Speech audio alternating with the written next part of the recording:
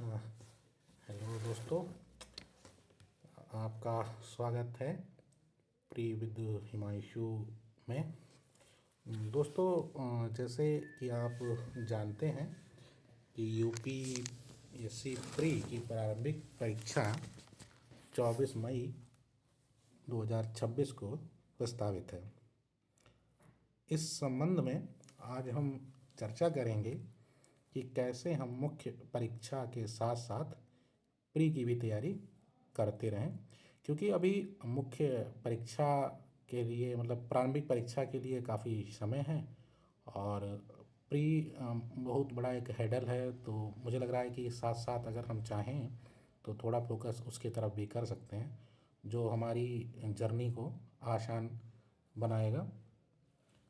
और इस संबंध में हम चाहते हैं कि हमारी जो परीक्षा की तैयारी है, वो ख़ास तौर पे मैं प्रारंभिक परीक्षा की बात कर रहा हूँ, यूपीएससी के सिलेबस को ध्यान में रखते हुए उन बुक्स की चर्चा करेंगे हम, जिनको अगर हम फॉलो करते हैं तो हमारी प्री की जो जर्नी है वो आसान रहेगी। मैं स्पष्ट रूप से कहना चाहूँगा कि आप निश्चित बुक्स को फॉलो करें, जो भी मतलब आपकी खुद की बुक लिस्ट हो। और एक बुक लिस्ट मैं आज शेयर करूंगा जो मुझे लगता है कि प्री के लिए काफ़ी महत्वपूर्ण है, और इससे लगभग सारा हो भी जाता है, सिलेबस कवर भी हो जाता है। मेरा खुद का अनुभव है। तो अगर क्योंकि निश्चित बुक्स रहेंगी और अगर हम उसका बार बार रिवीजन करेंगे तो हमारी जर्नी आसान हो जाएगी। तो मेरे दृष्टिकोण से प्री के लिए अगर मैं क्रमवार बात करूं तो इतिहास की अगर मैं बात करूं, जिसका यूपीएससी की प्री परीक्षा में काफ़ी महत्वपूर्ण योगदान है। लगभग हर साल 18 से 22, 25, 20 ऐसे प्रश्न आते ही हैं। तो मैं कहूँगा कि यूपीएससी इतिहास के लिए आप छः कक्षा 6 और कक्षा 7 की एनसीईआरटी तथा कक्षा 12 की जो भाग 1 और भाग 2 नई एनसीईआरटी आती है उसको फॉलो करें और उनका बार बार रिवीजन करें। और इसके साथ आधुनिक भारत के लिए स्पेक्ट्रम एक बेहतर विकल्प है। मुझे लगता है ये सबसे बेहतर है, क्योंकि मैं इसी को फॉलो करता हूँ और करता आया हूँ अभी तक। इससे आपकी परीक्षा मतलब लगभग सारे प्रश्न हो ही जाते हैं। और दूसरी बात ये भी है ना कि जितना पढ़ें उतना कम ही है, और हमको एक निश्चित कट ऑफ ही क्लियर करनी है। अगर हमारे क्वेश्चन 50 से प्लस हो जा रहे हैं बहुत आसानी के साथ तो ठीक है, इतना काफ़ी है। तो ये पर्याप्त है इतिहास के लिए। और इसके साथ हम पीवाईक्यू ज़रूर, मतलब पीवाईक्यू बहुत ज़्यादा ज़रूरी है, क्योंकि पीवाईक्यू हमको एक निश्चित दिशा भी देगा, हमको ये भी बताएगा कि हमको किस डायरेक्शन में चलना है और किसको फॉलो करना है। ठीक है, तो पीवाईक्यू इसके साथ ज़रूर रखें। फिर मैं बात करता हूँ अगर भूगोल की, तो भूगोल के लिए कक्षा 6 से कक्षा 12 की एनसीईआरटी ही पर्याप्त है। उसका आप बार बार रिवीजन करें। और अंतिम समय में कक्षा 11 और कक्षा 12 की जो एनसीईआरटी हैं, कक्षा 11 की एनसीईआरटी हैं, उनको मतलब विशेष रूप से ध्यान देना है। इसके साथ मैपिंग जरूर करते रहें। मैप के लिए आप एक कोई भी मैप की बुक ले सकते हैं, मैपिंग करते रहें।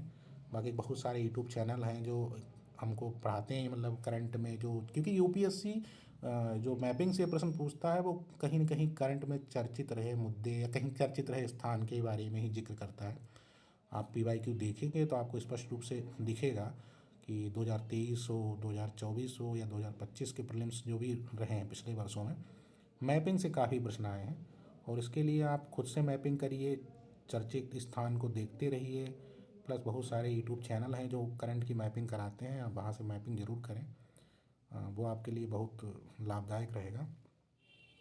अगर मैं बात करूं राज्य व्यवस्था की, पॉलिटी की बात करूं, तो मुझे लगता है कि लक्ष्मीकांत ही पर्याप्त है।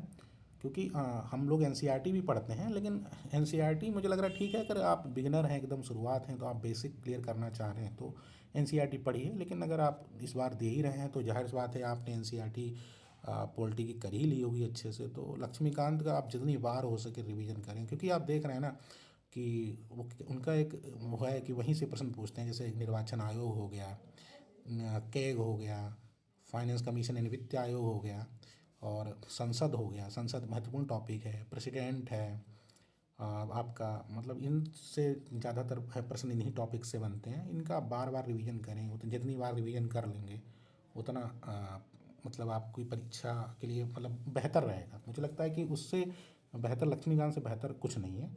तो मुझे लग रहा है जितना हो सके लक्ष्मीकांत का रिवीजन पर रिवीजन करिए, प्लस साथ में पी वाई क्यू जरूर करिएगा।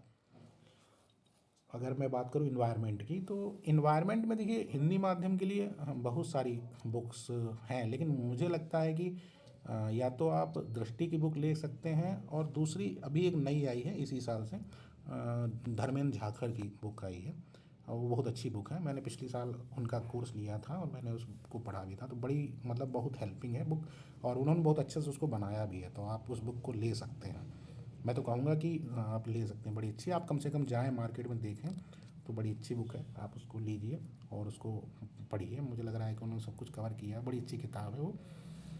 और साइंस टेक के लिए मैं कहूँगा ना कि करंट अफेयर अभी से फॉलो करें। करंट अफेयर अगर अभी से फॉलो करेंगे तो करंट अफेयर अगर अभी से फॉलो करेंगे तो आ, वो उसके लिए आप ओनली आई एस ले सकते हैं। ओनली आई एस एक बढ़िया माध्यम है। ओनली आई एस वीकली भी डालते हैं वो करंट अफेयर का, साइंस टेक से रिलेटेड, और बाकी न्यूज़पेपर भी पढ़ सकते हैं। तो मुझे लग रहा है कि ओनली आई एस ठीक है, अगर वीकली वीकली देखते जाएँ। फिर मार्केट में पी टी 365 भी आती है, बहुत सारे करंट अफेयर्स आते हैं, वहाँ से भी कर सकते हैं। लेकिन मुझे लगा ओनली आई एस वीक वीक कवर करता रहता है, लास्ट में कंपाइलेशन डाल देते हैं। अगर आप अभी से करेंगे तो वो पर्याप्त है। करंट अफेयर आपका मतलब साइंस टेक्नोलॉजी पूरा बहुत अच्छे से कवर हो जाएगा, कुछ और करने की ज़रूरत नहीं है।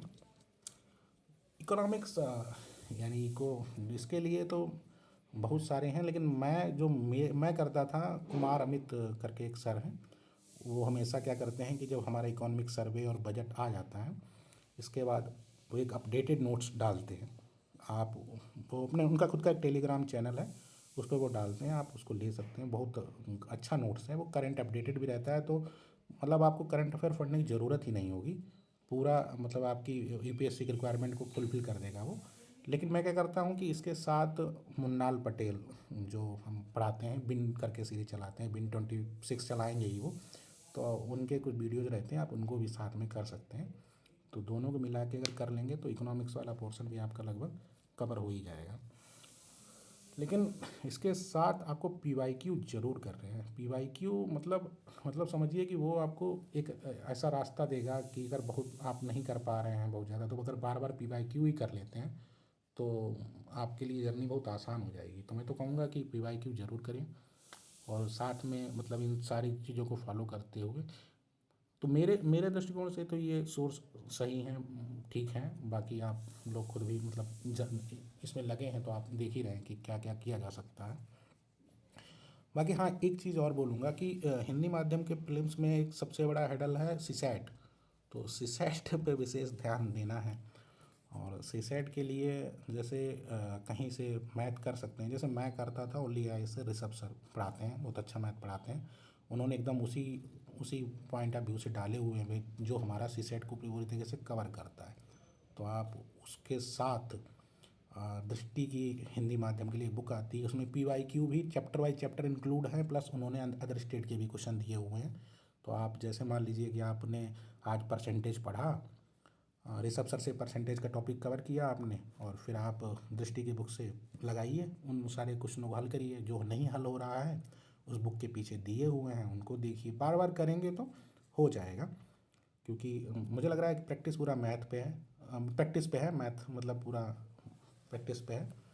और इसके साथ दूसरा मैं बोलूँगा ना, जो रहता है कॉम्प्रिहेंसन, उसके लिए एक यूट्यूब पे ही पढ़ाते हैं नवीन तंवर सर। उन्होंने ना बड़ी अच्छी तरीके से बताया है कि कैसे हम एक कॉम्प्रिहेंसन को देखें, उसको कैसे सॉल्व करें। अगर आप उनकी कुछ वीडियोस देखेंगे ना, तो आपको लगेगा कि हाँ यार, ऐसे ही करना है। तो निश्चित रूप से आप काफ़ी बेहतर स्थिति में होंगे। मुझे लग रहा है कि सीसेट कोई फिर हैडल नहीं बनेगा, लेकिन आपको रेगुलर बेसिस पे करना होगा। और इतना करने के बाद जब प्रीलिम्स नज़दीक आ जाए, तो मैं कहूँगा ना कि सीसेट की पी वाई क्यू पिछले सालों के पेपर को निकलवा के खुद से हल करना सीखें, बार बार हल करें।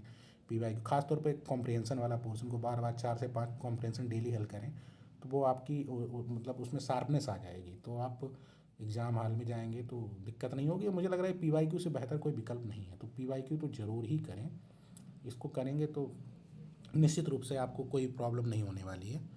तो ये मेरा आज पहला ही वीडियो है और मैं इस पे यूपीएससी के बारे में ही चर्चा करूँगा।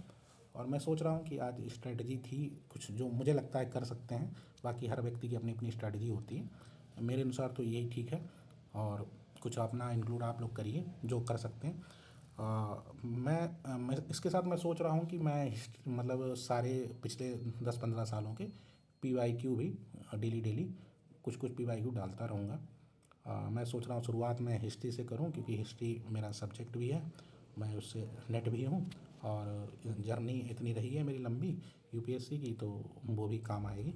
तो मैं कल से सोच रहा हूँ कि हिस्ट्री के पीवाईक्यू शुरू करूँ। बाकी आप लोग जो भी है ज़रूर बताइएगा। धन्यवाद सुनने के लिए। धन्यवाद।